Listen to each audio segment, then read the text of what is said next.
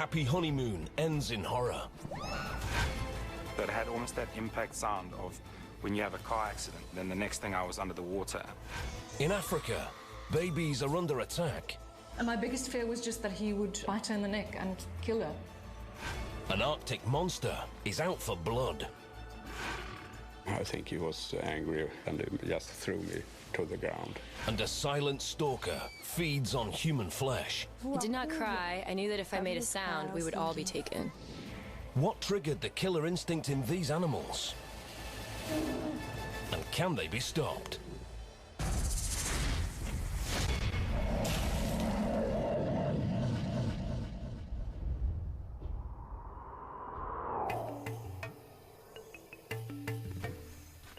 Newlyweds Bruce and Janice Simpson are celebrating their honeymoon in one of the most beautiful places on Earth.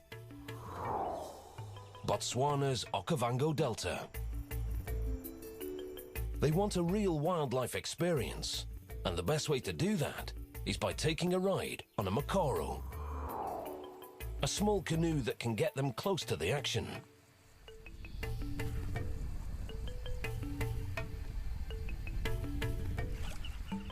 Wildlife is everywhere, and it seems the tour is a success. But on their way back to camp, something massive gets in their way.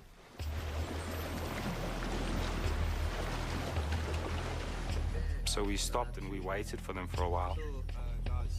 And in fact, the guide banged his pole on the Mokoro a few times to try and make some noise, try and get them to move off. But the elephants don't budge.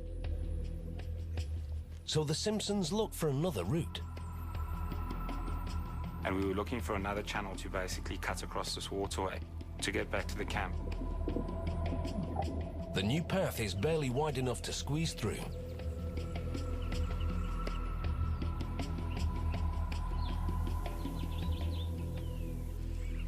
Then, something explodes out of the water. All I saw as I turned was a grey mass to my right, literally half a meter away from me. Adult hippos can weigh more than 2,500 kilos and can run faster than humans. And they are far from friendly. Monstrous males battle each other relentlessly for dominance among the herd.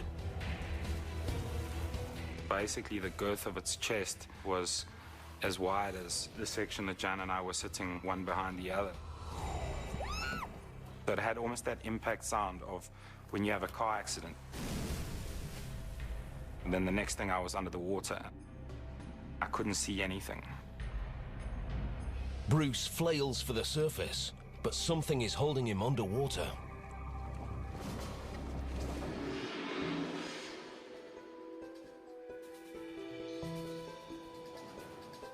Across the globe, Nina Ollison and Sarah Burke are on an adventure in Spitsbergen, part of the Svalbard island chain.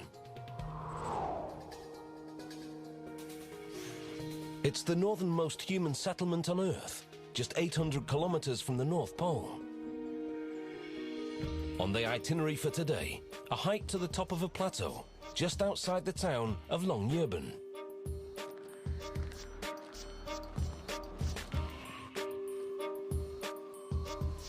So, I think that maybe we should turn around now. Do you want to head back? Oh no, come on, let's walk a little bit. As the girls head across the plateau, they see one of Santa's little helpers grazing nearby. Oh look, there's a reindeer.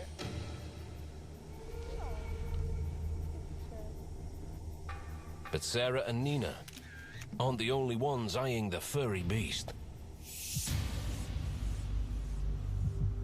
Don't tell me that's a bear. That is a bear. Just 50 paces away is a half-ton killing machine shrouded in white.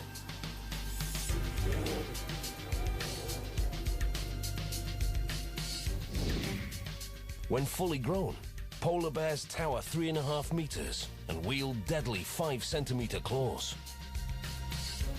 They rarely attack humans. But for some reason, this bear seems more interested in the girls than the reindeer. We have to get out of here.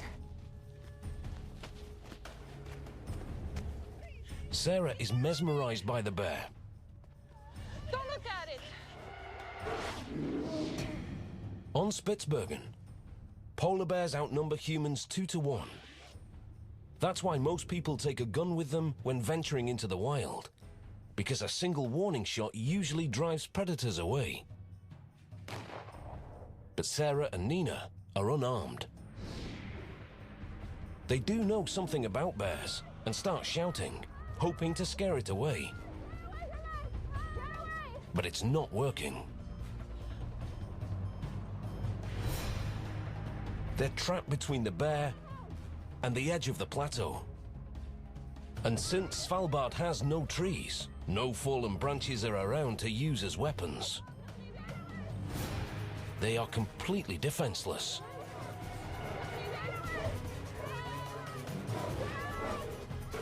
The bear strikes Nina, and she crumples to the ground. Then it turns towards Sarah. Caught between a 1,000-foot drop and an animal driven to dominate, she has only one choice.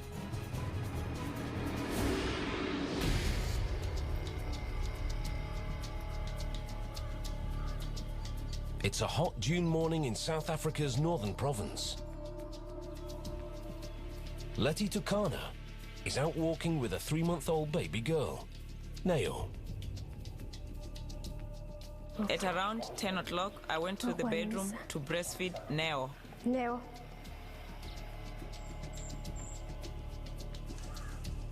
An hour later, Letty cleans up as her baby sleeps quietly nearby. I was busy washing dishes when I heard the baby in the bedroom screaming. I thought the baby was screaming because it was hungry and wanted to be fed again. But as Letty soon discovers, her baby isn't the hungry one.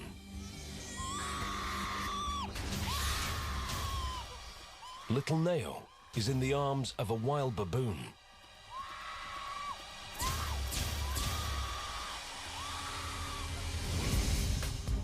South Africa's Chacma baboons are the largest of the species, and to make matters worse, the one attacking her child is a male. Adult males can weigh almost 45 kilos. They can also distinguish between human males and females. If the male baboon facing Letty views her as a lower-ranking female, he has no reason to fear her. And no reason to release her child. Will her screams be enough for the baboon to opt for a meal other than her little girl? Bruce and Janice Simpson were having a relaxing honeymoon until it went haywire at the jaws of an aggressive hippo. In Africa, these monstrous mammals attack and kill more humans than any other animal. But usually they're grazers that only eat meat when food is scarce. Just 1 week later, another cantankerous creature rocks the Okavango. Former Miss South Africa, Diana Tilden Davis, is in the Delta filming a documentary. She spent years working here as a guide and considers these waters her home. The crew needs one more shot before they wrap for the day. And that's all the director's thinking about as he pilots the boat. He has no idea what's lurking in the placid waters. Then, without warning, a lone hippo charges. Adrenaline surges through Diana. She strikes the beast with her pole and screams for the crew to scatter.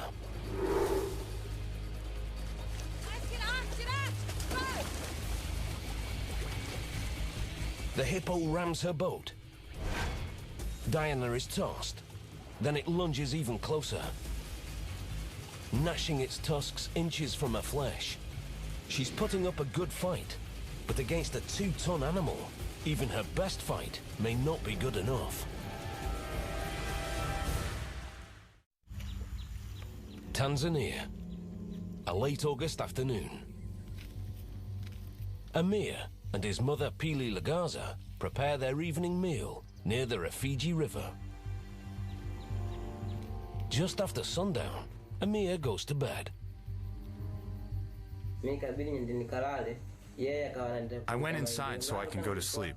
She was still graining the corn outside. She finished at around 10 or 11 p.m.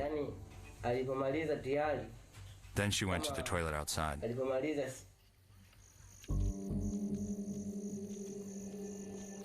A hungry creature has picked up Pili's scent.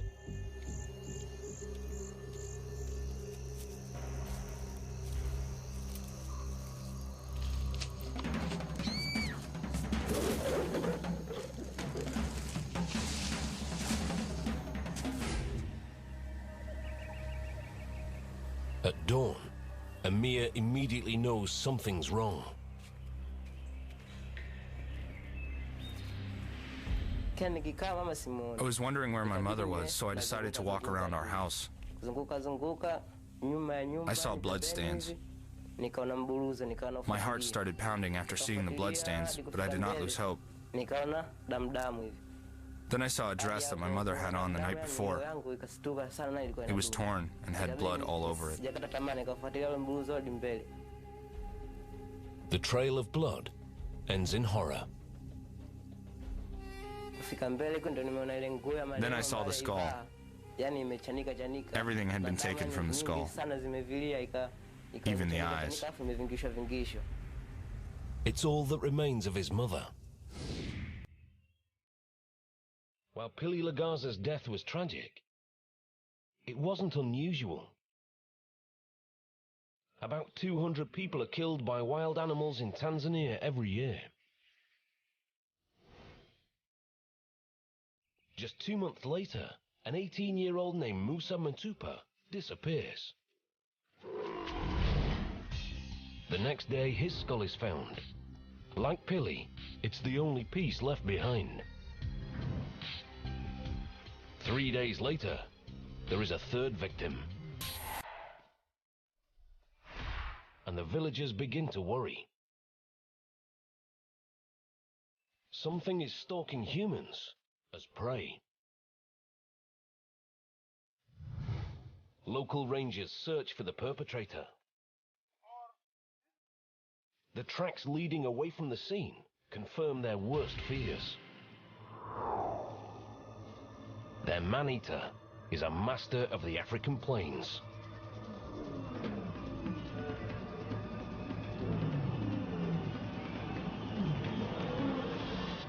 A 1.8 meter long, 220 kilo African lion. Humans aren't usually on their menu. But once the cats acquire a taste for human flesh, there's only one way to end the killing. The big cat must be destroyed.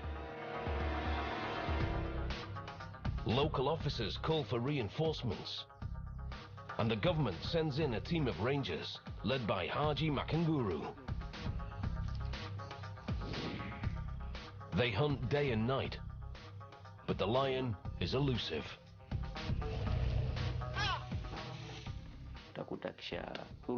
Once it kills in Garango, the next thing you know it is in Manyara. Once it kills there, it moves on. The man-eater of Rufiji seems unstoppable.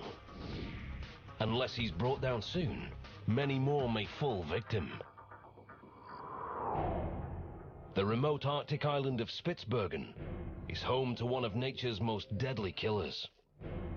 And for some reason, one of them is attacking Nina Ollison and Sarah Burkay. Months later, just across the island, another polar bear draws blood. Helma Christiansen leads a small group of nature seekers on tour. After they reach the shore, Helma and his good friend Ola Vickman go for a hike up into the foothills. I know Helmer because I met him year before. He was so fond of the Svalbard, the nature, the animals, above all the polar bears. Something is moving on the hillside. But Helmer isn't worried. Not yet. We saw a polar bear behind the rock. Lift his head and have a look at us. Normally, a bear would give humans a passing glance and move on. But something's bothering this one.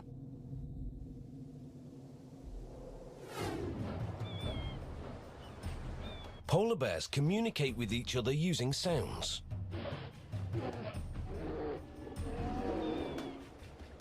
Their roars warn intruders to back off or prepare for battle. When a polar bear opens and closes its mouth quickly, it's called chuffing, another warning sign to retreat. If it lowers its head, an attack is imminent. Helmer recognizes the warning signs and knows they're in trouble.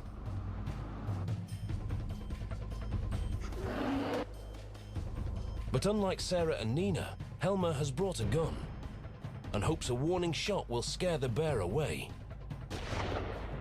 It has the opposite effect. Helmer fires more shots, but he only has a small caliber pistol, and the bullets only irritate the bear. A second later, Helmer is fighting for his life.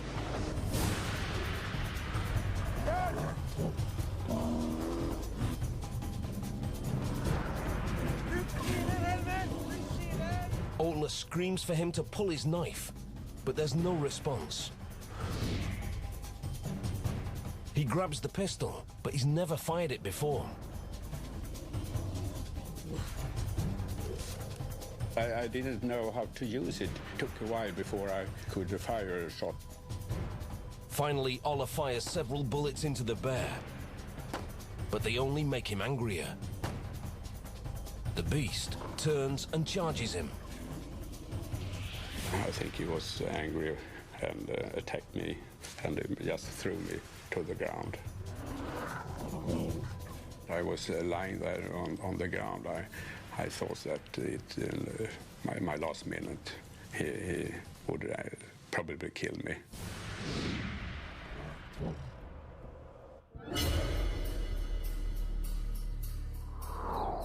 A male baboon sneaks in and grabs Letty Tukana's 3-month-old baby girl, Neo. She screams. But the baboon just stares, as if mocking her. She has no choice but to run to her neighbor for help. I was busy milking the cow. I heard Letty screaming for help. She was screaming, "Oh my child, oh my child." I threw down everything I was holding.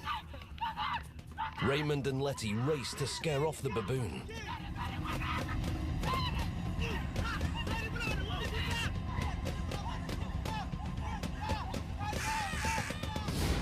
The tactic works, but the primate only reluctantly moves away from the scene.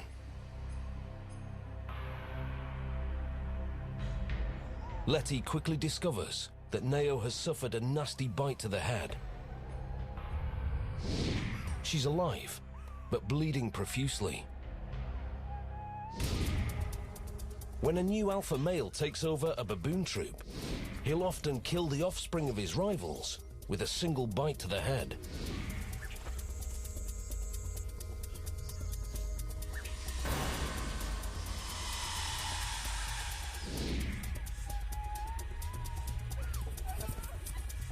Raymond rushes to get help, but the closest doctor is miles away. Letty cradles her daughter as her young life quietly slips away.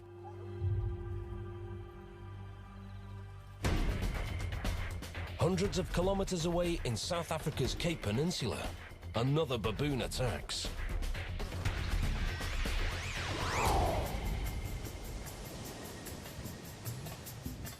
Christina Kotze just finished a short hike with friends on picturesque Cape Point. It was a clear day, beautiful views, no clouds, no rain. Perfect day for a Cape Point outing. We walked up to the car and opened 3 of the car doors. They were standing next to the car, taking off their jackets, and I was putting my baby into her car seat. Out of nowhere, a baboon leaps into her car, inches from a baby. I obviously had to bend down into the car to fasten her buckle. The next moment I looked up and I saw a male baboon sitting next to her on the car seat. He was definitely bigger than I am. And he had huge fangs about this size. And that's what you see. You just see fangs, teeth. Male baboons are armed with razor-sharp canines. They're used for self-defense and for fighting rival males in constant bloody battles. Winners get the pick of mates. Losers get the leftovers. Now Christine is face to face with one in her car. My first reaction was just to try and get my child out of the car. I realized it was not possible as she was, first of all, secured by her seatbelt and her baby seat was secured by the car seat belt, so it was impossible to just yank her out of the seat. And my biggest fear was just that he would, basically bite her in the neck and kill her. An African paradise is about to become hell on earth.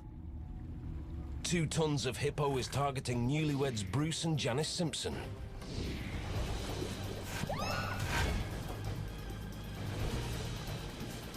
Their canoe is capsized. The impact dislocates Bruce's shoulder and traps him beneath the surface. The force of it pushed me right down into the mud. I knew the water was only just above my head. I was at risk of drowning. But Bruce isn't giving up that easily. The first thing, I looked for my wife. I couldn't see her. She wasn't there. The Mokoro wasn't there. She was nowhere to be seen. His heart hammers in his chest as he searches frantically for his new bride.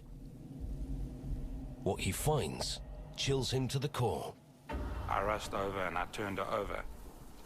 And she had been bitten through the chest, in the front and through the back. And she was just losing blood so quickly. Jan's body was ravaged by 2 pairs of deadly tusks. They grow continuously, and they're perfectly placed to sharpen with every bite.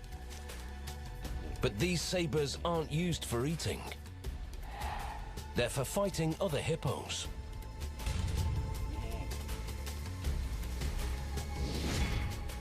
Battles between competing males are long, bloody, and often end in death. South Africa's Kruger National Park.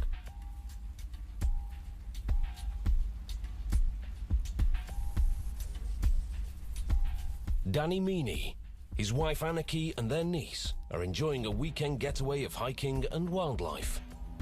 And we asked one of the workers there for the best place to go and view the area, and he showed us the dam. The minute we reached at that point, we did see the hippo inside the dam.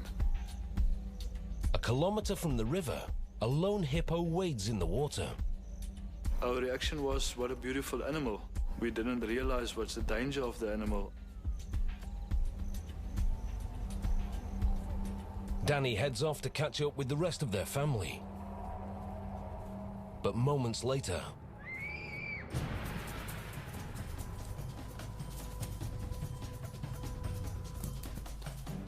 and she said, no, the hippo did bite Aniki.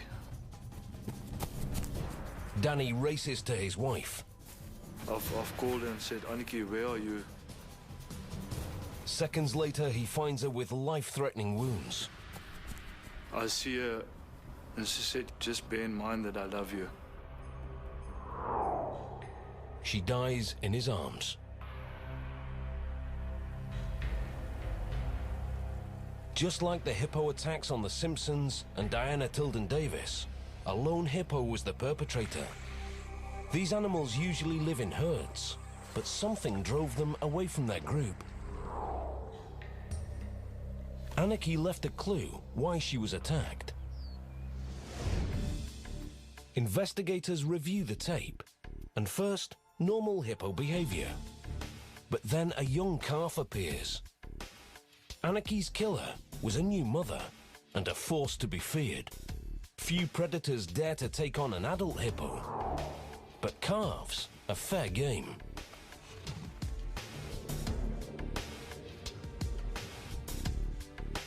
Lions, hyenas, even pythons will feed on these young hippos. Mothers fiercely defend their offspring, attacking any potential foe, even humans.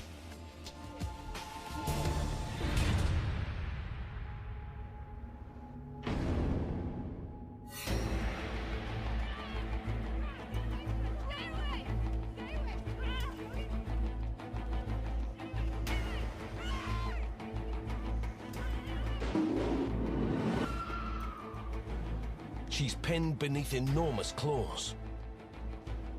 Next, he stares at Sarah, baiting her to make a move.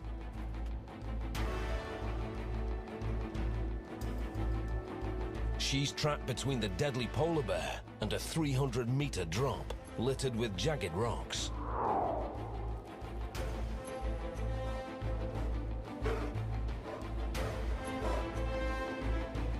With no other way to help her friend,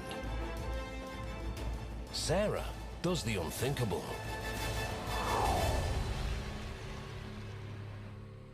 But fate grants her a gift.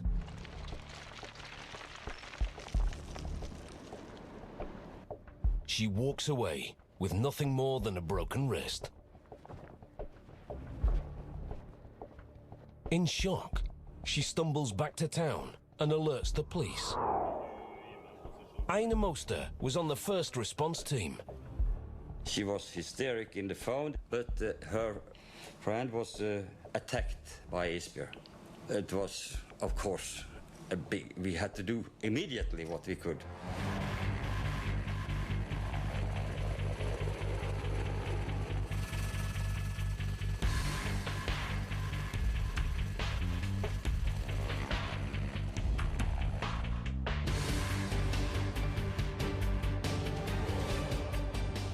They find the bear, not far from Nina's lifeless body, and take him down.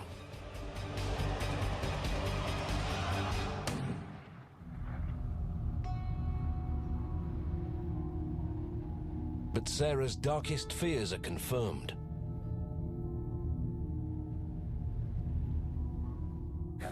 It was kind of... there was a false hope all the time. No, she wasn't alive. She had died sometimes, some minutes ago, I don't know. Investigators look for a motive and learn that right before the bear charged, a huge plane flew overhead, the C-130 Hercules. Bears are known to dislike loud noises, and the C-130's engines rocked the plateau. And the bear attack on Ola Vickman and Helmer Christiansen seemed to be triggered by a gunshot. But is a loud noise enough to send a bear on a death charge? A man-eating lion is on the loose in Africa, having already killed 42 people.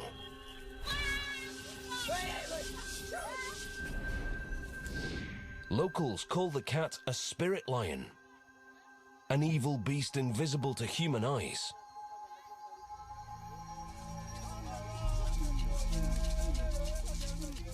Ranger Haji Makanguru needs a special kind of power to triumph over this enemy.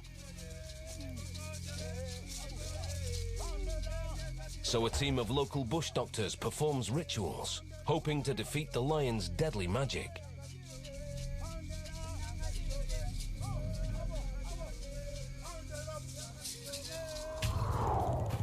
The next day, Fatuma Magela travels to visit her mother and father in the neighboring village of Kippo. Fatuma is in mourning. 15 months ago, she witnessed a badly scarred lion kill and eat her husband. Over dinner, they discussed the lion's latest attacks. After supper, we talked for a while, then we went to sleep. Silently, the man-eater of Rufiji leaps up their 3-meter wall and dives through the roof. We were in a deep sleep, then I heard my mother screaming. My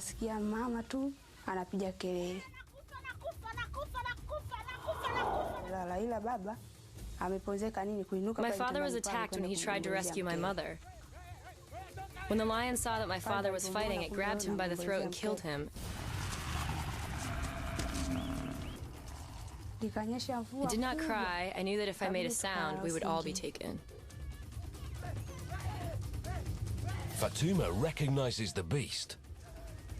It's the same lion that killed her husband. Within seconds, her parents meet the same gruesome end. The man-eater of Rufiji has now killed 47 people. The locals trying to survive this threat flee across the river.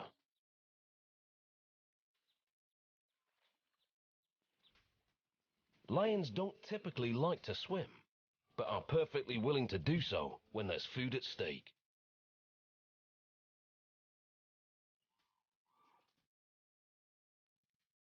Days later, 2 elderly women become victims 48 and 49.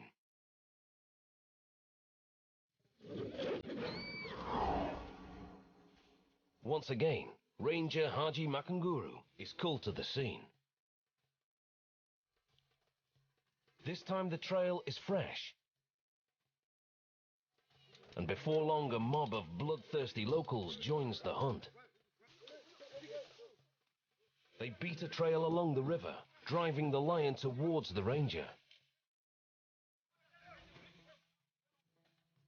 Haji is now the predator.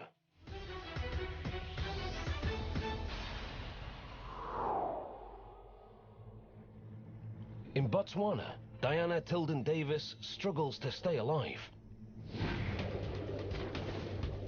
A ferocious hippo is attacking her crew, charging the boat again and again, and causing Diana to slide into striking distance. The animal lunges and snaps its huge teeth through Diana's calf.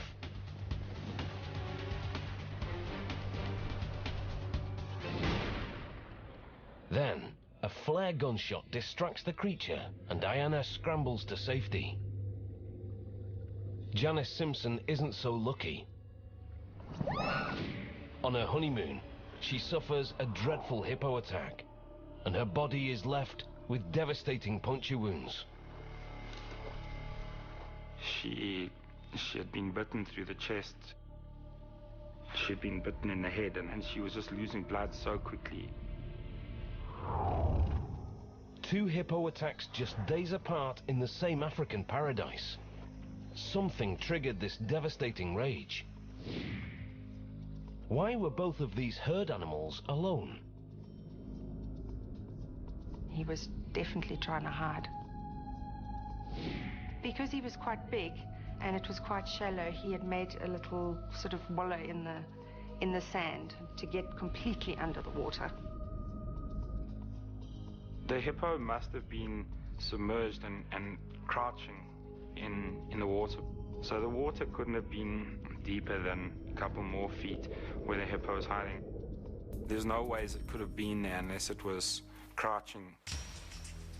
Diana remembers another gruesome detail. When he came for us, his mouth was open. Lots of cuts and gashes in his mouth. His ear had been chewed on and his face was all scarred and open. They were all fresh wounds. Only another hippo could have inflicted this type of punishment. It's been relatively dry in the Okavango this season, forcing the hippos into close quarters.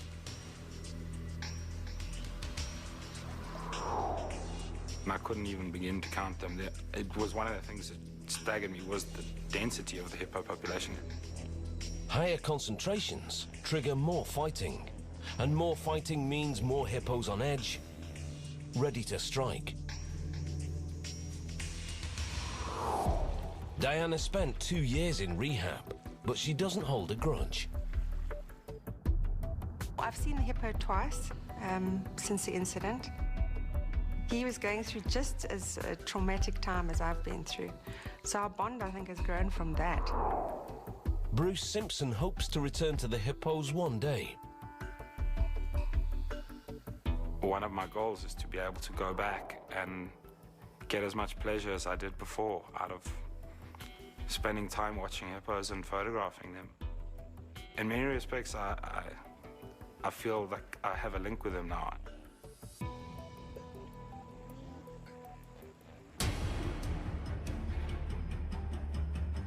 A polar bear threatens the lives of Ola Vickman and Helmer Christiansen.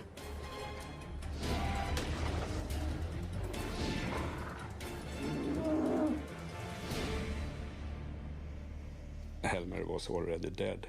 I couldn't do anything for him. Bleeding profusely and in shock, Ola staggers towards the boat, hoping the bear doesn't come back for more.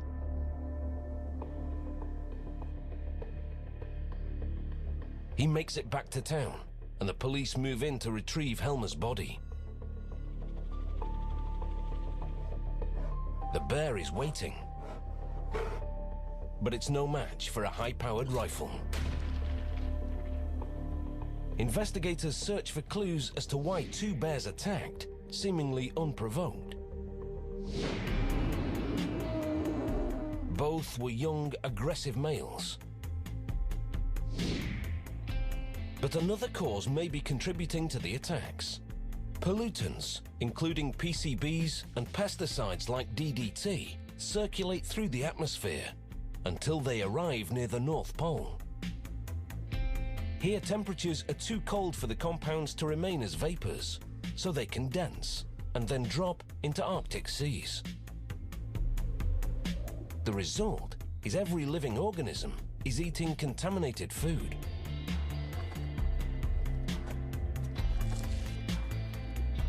These poisons have been known to mimic hormones, and the results can be devastating during adolescence.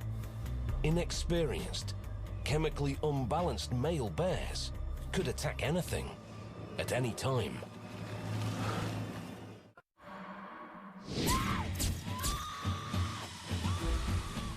A male baboon has just killed Letty Tukana's 3-month-old daughter, Neo. Authorities are concerned the baboon will return, so they send marksmen to the village of Madipalesa. They search the area, but find no sign of him.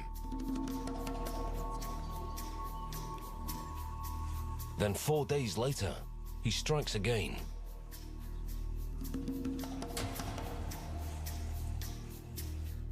The baboon was found inside the compound. It had killed one of the goats. The owner of the cattle post saw the baboon running away with the hind quarter of a goat dripping with blood. Again, the baboon is alone. And again, he escapes. Maybe the creature wasn't looking for a baby and confused Neo's cries with the bleating of a goat.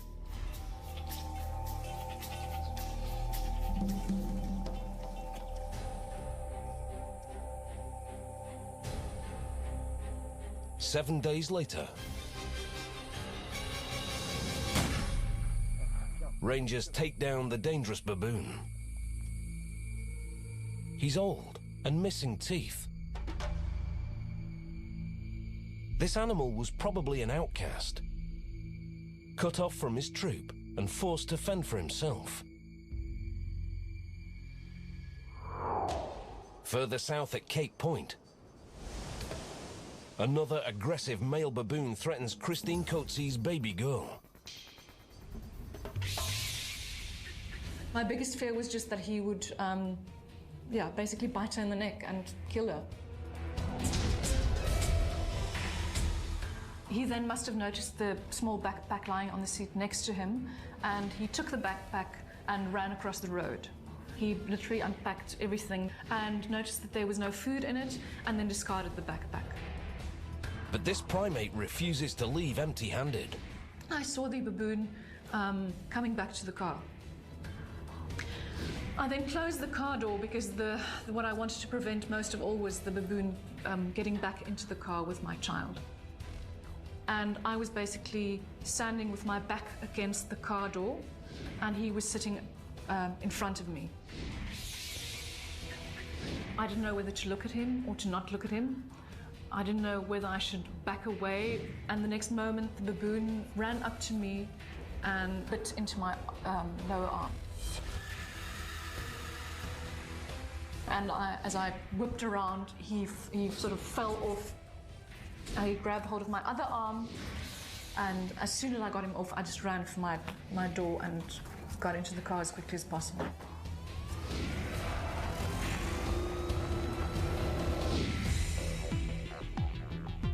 The troop of baboons on Cape Point is constantly fed by tourists, which makes them aggressive.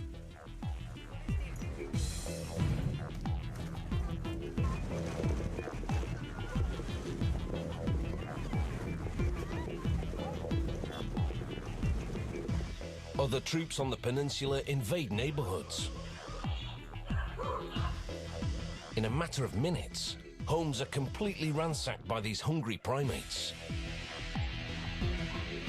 They're protected on the peninsula, but in the rest of the country, these monkeys are considered vermin.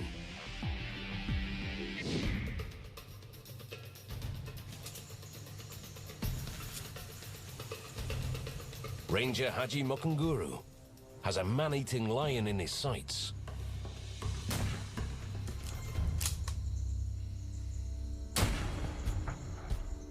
The marks on the lion's neck leave no doubt. This is the one who killed nearly 50 people. The lion was brought around to all the villages to show people the lion was dead. Then the lion was taken back to the area where it was killed. After skinning the lion and removing the bones, the villagers cut the meat and ate it as a sign of revenge.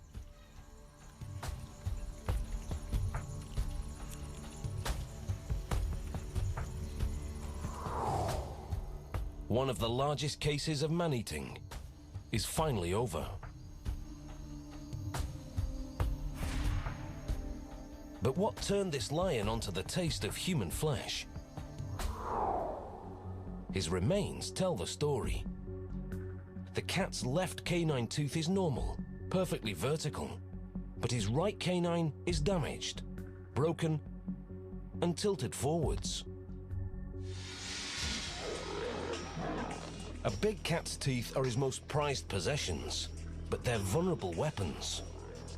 The hooves of twisting zebra and buffalo can shatter teeth and jaws.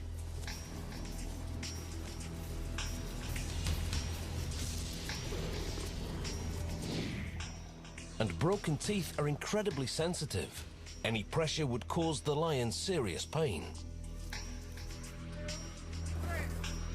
Breaks also allow bacteria into the blood, which creates infection. So in the end, the man-eater of Rufiji adopted a less painful diet. Whether they're hungry, startled, or confused, nature's beasts can quickly become killers. We call them wild animals for a reason. Unfortunately, some of us learned this lesson the hard way.